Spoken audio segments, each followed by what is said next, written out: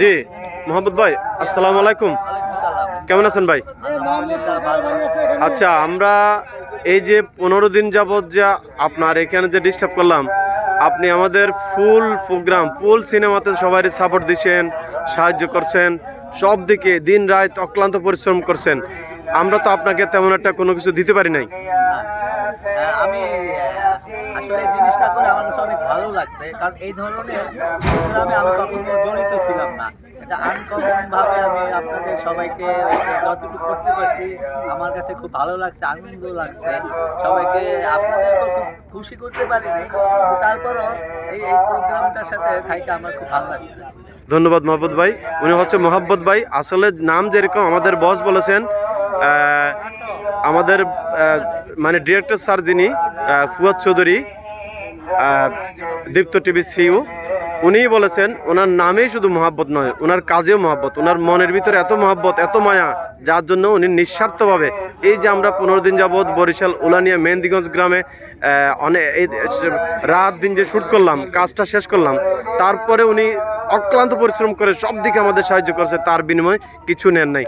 আসলে মহাব্বত, নামেই মহাব্বত, আসলে মোহাম্মদ ভাই। মোহাম্মদ ভাই, আসসালামু আলাইকুম। আপনাকে আমাদের টিমের পক্ষ থেকে একদম সিলট জানাই। ভালো থাকবেন। উনি হচ্ছে আমাদের কিশোর মোহাম্মদ ভাই। উনি হচ্ছে আমাদের যে একদম ডিওপি স্যার ছিলেন খায়ের খন্দকার, ওনার ডিওপি অ্যাসিস্ট্যান্ট। আসলে ওনার অনেক গুণাগুণ, উনি আর্ট করে, ভালো বংশীবাদক, এবং উনি নিজে ডিরেকশন দেয় এবং নিজে ডিওপি হিসেবে কাজও করে। আমরা শুনবো হচ্ছে ওনার কাছ থেকে যে এই সিনেমার অভিজ্ঞতা, এবং ওনার কিছু অভিজ্ঞতা আমাদের সাথে শেয়ার করবেন। এই যে আমরা 15 দিন যাবৎ যে বরিশাল মেহেন্দিগঞ্জ উলানিয়া গ্রামে কাজ শেষ করলাম, রাত দিন শ্যুট শেষ করলাম, ওনার অনুভূতি সম্বন্ধে জানবো। অনুভূতির কিছু নাই, এই গ্রামের সবচেয়ে বড় যে জিনিসটা ভালো লাগছে সেটা হচ্ছে যে মানে এনভায়রনমেন্টটা এবং আবহাওয়াটা।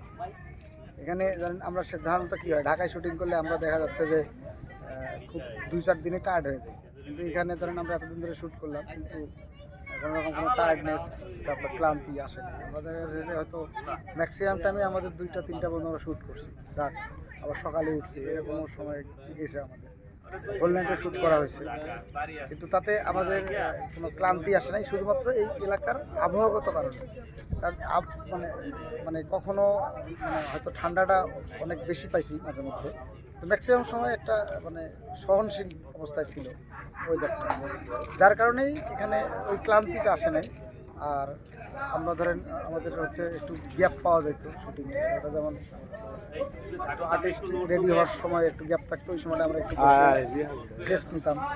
সব কিছু মিলায় আর উলানিয়ার এখানকার সবচেয়ে যে জিনিসটা ভালো সেটা হলো যে এখানকার মানুষগুলো খুব দারুণ বলতে এখানকার মানুষগুলো ধরেন আমাদেরকে মানে আমরা যে বিদেশি মানুষ বা আমরা অন্য জায়গা থেকে আসছি সেই রকম ট্রিটমেন্ট তারা কখনো আমাদেরকে দেয়নি। সেটা তারা আমাদেরকে আন্তরিকভাবে অতিথি পরায়ণতার সাথেই আমাদেরকে গ্রহণ করছে।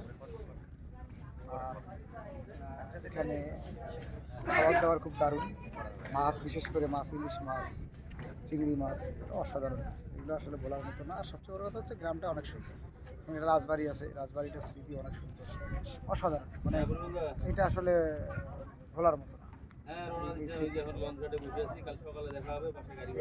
এই জায়গায় হয়তো আমি আরও 2-1 বার আসবো, কখনো সময় সুযোগ হয় বা সেই অর্থে যদি কখনো সুযোগ ঘটে আর কি। ঠিক আছে, ধন্যবাদ কিশোরদা আপনার সুন্দর মতামতের জন্য।